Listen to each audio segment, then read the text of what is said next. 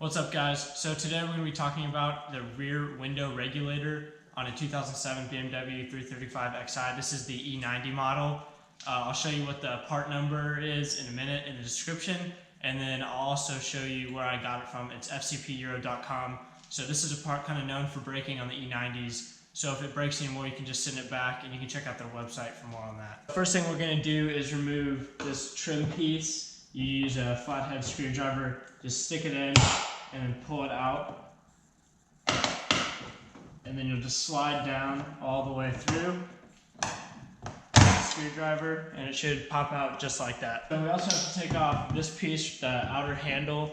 To do that, after you take off the trim, there's a little rubber grip right here you can grab, and it takes some pressure. Sometimes you just kind of have to grab with 3 fingers right there, and then again, just slide your hand all the way up. These are all T15s. So we've got one screw in here, and then our second screw is on this far right hole, and our third screw is all the way at the top.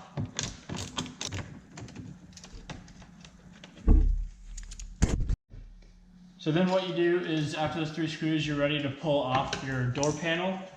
So you just stick a screwdriver up there, and you grab the back of it and then pull it a little bit, and you should hear 1 or 2 pops, and then just run your fingers around the door. And you gotta be careful because your window lock comes through here. There's a metal rod that sticks up. So I recommend to push it down.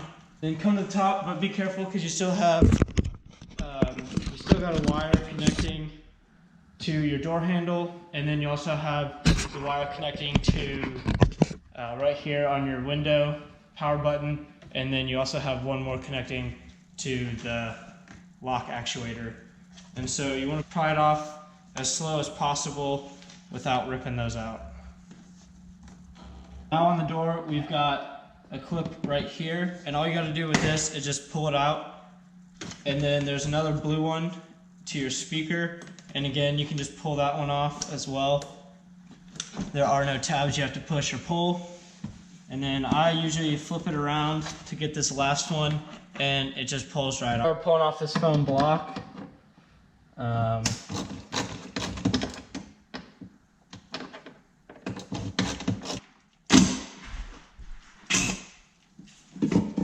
We'll just grab that and pull that through. And now we've got this foam block out, and we'll just put the screws back in there.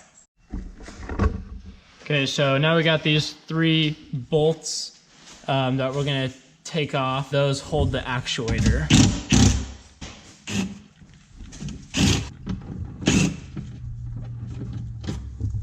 We've got it down about 4 or 5 inches. There you can see the green. There's a little nipple kind of thing that's sticking out, and you're gonna push that in. So you're gonna push that in, and that will release the window. And so since it's gonna release the window, you don't want your window to come crashing down. You wanna have some tape. I've got some tape right here on the other side stuck to the window. So I'm gonna pull that off and put it on around like that on the front, and then just attach it to the window. You want to make sure it's on the outside. If you have tent, if it's on the inside, it can pull it off if you use like duct tape. I use electrical tape that way, just in case it gets stuck on the inside. I don't have any problems with it. So here we got our screwdriver. We're gonna reach in, and then you might have to come from the bottom a little bit and push it up, and then push it through. And you'll kind of know what I'm talking about when you get there. So it's completely detached from the regulator. Push this window all the way up.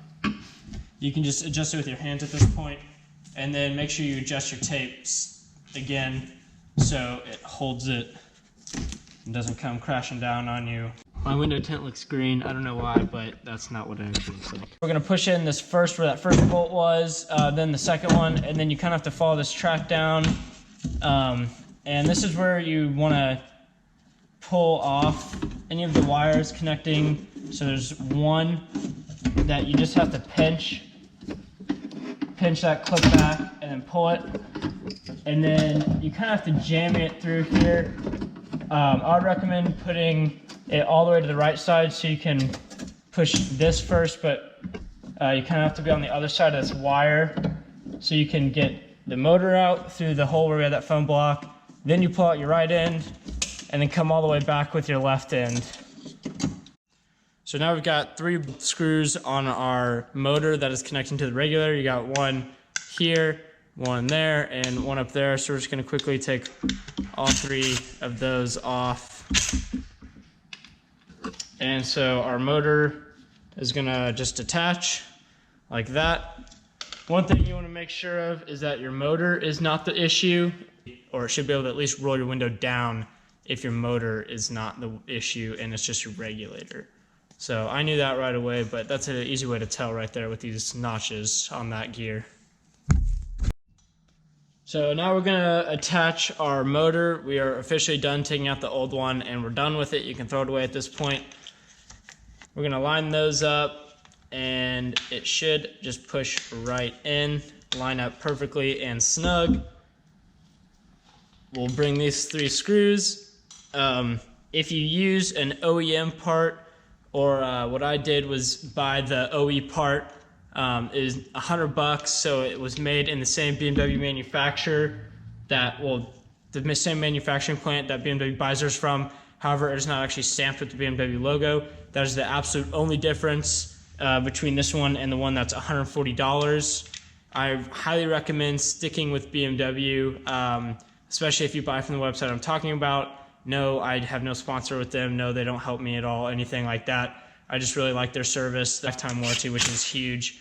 They even do that stuff for like brakes. So we're still screwing these on. Sorry, I forgot to mention, this is that same thing, a T25. They're all snug, and we're gonna put it back in.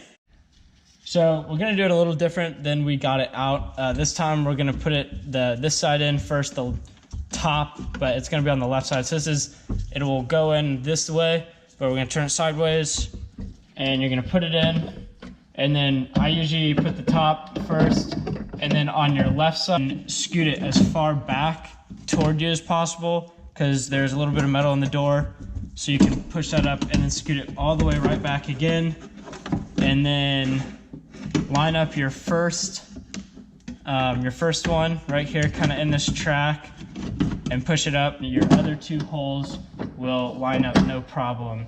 So before we connect any wires, we're gonna just put on these. They slide on pretty easy. Of course, put them all on before you tighten them down. Tighten those down really quick. Those are the 10mm bolts. So then we're gonna connect our motor wiring harness back again. This is nice, it just pushes in, you hear a little click, and you know you're good. I'd recommend like tugging it a little bit, make sure it doesn't come off, but if you hear the click, should be good. Then for the window, this part makes it super easy. Since this is all lined up, the window is still not connected, all you have to do is come up here on the top of your window and slide it down. You'll notice it's coming right between in that area.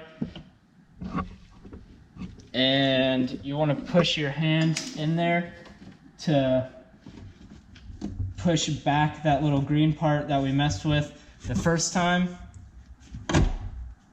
Push it down, and then make sure that your window goes into that hole where you originally pushed out that green nipple to take your window off.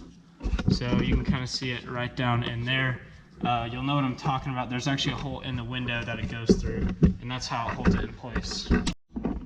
So one thing that you might run into is when you push your window down. So when you push your window down, your green nipple right there that's supposed to come through that little hole in the window might be off center. What the problem is not actually the regulator at all, it's the window.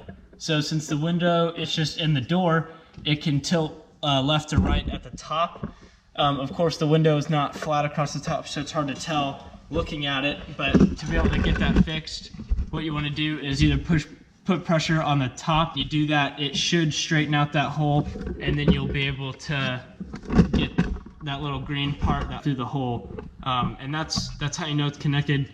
The window will go up if it's not connected, but it will not go down. So now we're gonna go back to this foam block, just like shove it in there. these are the normal Phillips screws. Make sure you get that back in. It's an easy part to forget.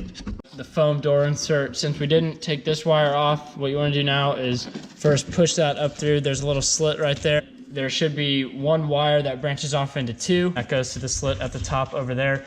And then all of these, there's 1, 2, and 3.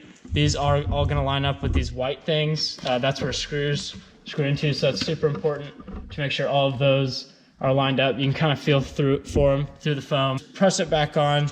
This stuff is sticky enough. You don't need to re-glue it or anything like that. Just go all the way around, put some pressure on, and you should be good.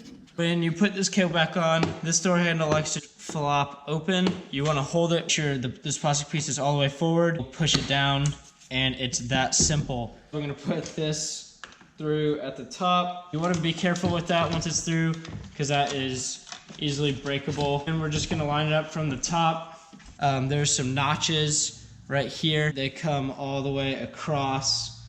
There's 6 of them. That is the first thing at the top of the door you want to connect. Right there, there's that metal bracket, and then there's the plastic hole. Line those up. After that, we're gonna come down and find the holes all the way around.